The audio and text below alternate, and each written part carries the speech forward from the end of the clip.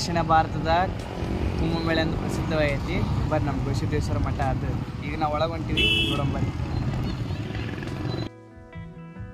ನಾವು ಒಳಗೆ ಹೋದ ತಕ್ಷಣ ಇಷ್ಟು ಗ್ರೀನರಿ ಇತ್ತ ಪ್ಲೇಸ್ ಮತ್ತು ಇಷ್ಟು ಚಲೋ ತನಕ ಡೆವಲಪ್ಮೆಂಟ್ ಆಗೈತಿ. ಯಾಕಂದ್ರೆ ನಾವು ಮೊದಲ ಯಾವಾಗ ಬಂದಿದ್ವಿ ಫಸ್ಟ್ ಟೈಮ್ ಆವಾಗ ಇಲ್ಲಿ ಬರೀ ಕಲ್ಲು ಮತ್ತು ಗುಡ್ಡಾದವಷ್ಟು ಇತ್ತು. ಇವಾಗ ನೋಡಿದರೆ ಇಷ್ಟು ಚೆನ್ನಾಗಿ ಡೆವಲಪ್ಮೆಂಟ್ ಆಗೈತಿ.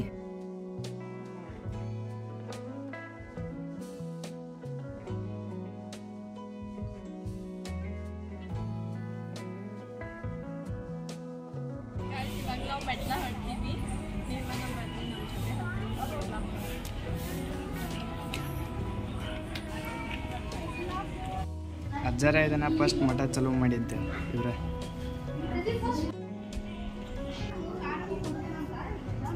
ಇದು ಗರ್ಭಗುಡಿ ಐತಿ ಅಜ್ಜ. ಬರ್ರಿ ಹೋಗೋಣ.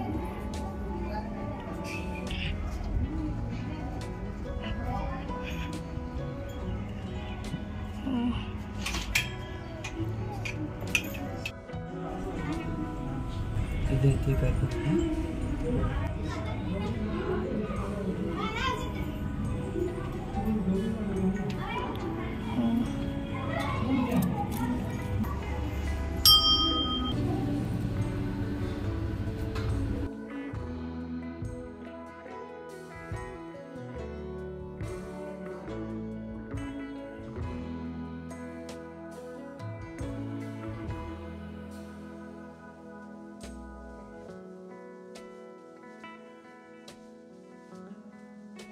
ಗರ್ಭಗುಡಿ ದರ್ಶನ ಮಾಡಿದ ನಂತರ ಇವಾಗ ನಾವು ಅಜ್ಜರ್ದು ಫೋಟೋ ಇಟ್ಟಾರ ಅದನ್ನು ನೋಡಕ್ಕೆ ಹೋಗಾಕುಂತೀವಿ.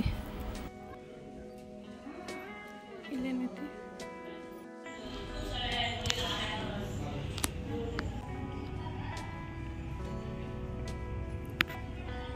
ಚೇರ್ ಐತಲ್ಲ, ಗವಿಸಿದ್ದೇಶ್ವರ ಅಜ್ಜರು ಕುಂದಿರ್ತಾರೆ. ಆದ್ರೆ ನಾವು ಈಗ ಸಮಾಡಕ್ಕೆ ಹೋಗಿದ್ವಿ, ಅಜ್ಜ ಇದ್ದಿಲ್ಲ. ರಾಮ ಮಂದಿರಕ್ಕೆ ಹೋಗಿದ್ರೆ ಅದಕ್ಕೆ ಅಲ್ಲಿ ಅಜ್ಜರ ಪಾದ ಇದ್ದು ಒಂದು ಸಮಾಡ್ಕೊಂಡು ಬರತ್ತಿದ್ವಿ ಕೈಲಿ. ಇವಾಗ ನಾವು ಮ್ಯಾಗ ಹೊಂಟೀವಿ. ಅಲ್ಲಿ ಒಂದು ದೇವಸ್ಥಾನ ಗುಡ್ಡ ಐತಿ, ಅದನ್ನ ನೋಡಕ್ಕೆ ಹೊಂಟೀವಿ. ಇದೇನು ಗುಡ್ಡ ಕಾಣಿಸ್ತಾ ಇದೆ ಅಲ್ಲ, ಅದ ಮೊದಲ ಪೂರಾ ಗುಡ್ಡನ ಇತ್ತು, ದೇವಸ್ಥಾನ ಇದ್ದಿಲ್ಲ. ಇಲ್ಲಿ ದೇವಸ್ಥಾನ ಇವಾಗ ಮಾಡಿದ್ದಾರೆ.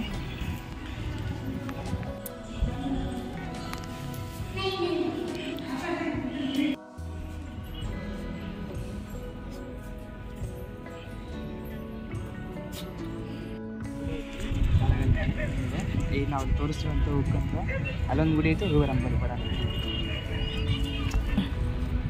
ಇಲ್ಲಿ ಜಾತ್ರೆ ಇದ್ದಾಗ ಅಜ್ಜರಲ್ಲಿ ಭಾಷಣ ಮಾಡ್ತಾರೆ, ಸ್ಟೇಜ್ ಹಾಕಿರ್ತಾರೆ, ಎಲ್ಲ ಮ್ಯಾಟ್ ಹಾಕ್ಸಿರ್ತಾರಲ್ಲ ಜನರಿಗೋಸ್ಕರ. ಅಲ್ಲಿ ಅಜ್ಜರು ಭಾಷಣ ಮಾಡ್ತಾರೆ, ಇಲ್ಲಿ ಎಲ್ಲರೂ ಆರಾಮ್ ಕುಂತು ಕೇಳ್ತಿರ್ತಾರೆ ಜಾತ್ರೆ ದಿನ.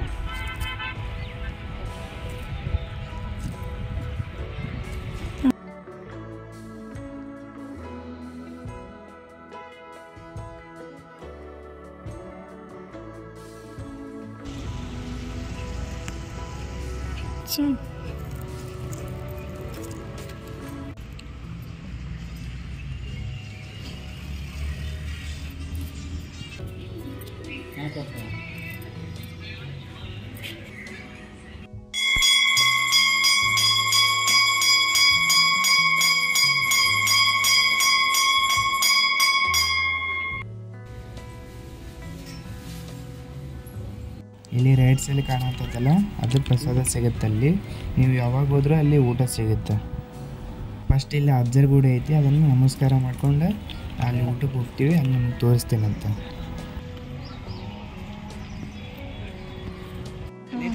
ಅಲ್ಲೇ ಭಾಷಣ ಮಾಡ್ತಾರೆ ಅಜ್ಜರು. ಅವಾಗ ಇಲ್ಲೇ ಮಂದಿ ಕುತ್ಕೊಂಡಿರ್ತಾರೆ ಕೇಳಕ್ಕೆ. ಮತ್ತೆ ಭಾಳ ಮಂದಿ ಇರುತ್ತೆ. ಇಲ್ಲೆಲ್ಲ ಲೈಟಿಂಗ್ಸ್ ಇರುತ್ತೆ, ನೀರಿಂದ ಎಲ್ಲ ಲೈಟಿಂಗ್ಸ್ ಇರುತ್ತೆ. ಇಲ್ಲೆಲ್ಲ ಮಸ್ತ್ ಕಾಣುತ್ತೆ ಹಚ್ಚ ಹೋಗ್ತಾರೆ.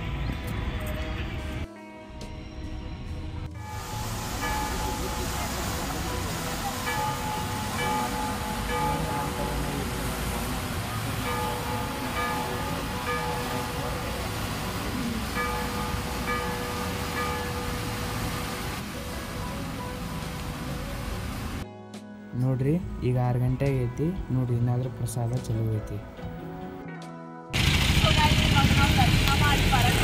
ನಾವು ಒಂದು ಊಟನ ಮಾಡಿದ್ವಿ. ಊಟ ಅಂದ್ರೆ ಭಾಳ ಚಲೋ ಅನಿಸ್ತು, ನಮಗೆ ಭಾಳ ಚಲೋ ಅನ್ನಿಸ್ತು ಊಟ. ಆಮೇಲೆ ಊಟ ಮಾಡಿ